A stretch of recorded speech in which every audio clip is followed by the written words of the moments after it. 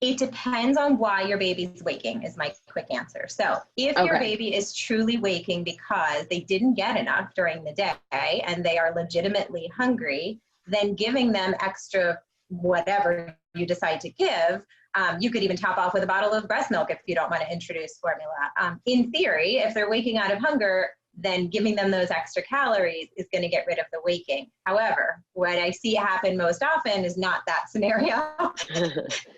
The parents give the extra and the waking plays out exactly the same. And what we can trace that back to is what we talked about at the beginning.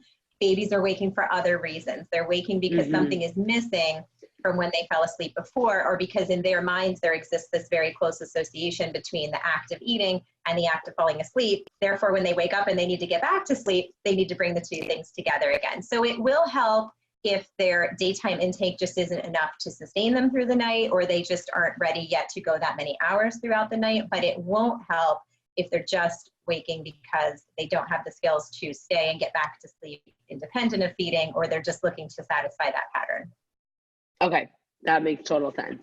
And it doesn't hurt to try, but I wouldn't necessarily introduce formula just so that you can try that, because I don't see it help often enough that it would really be worth it. If you want to try, right, that might be if you're already using it, or if you're already using it, right? But I hate to see moms do that because they've been told it will help and it doesn't help, and then they regret that they introduced it, and it gets really messy.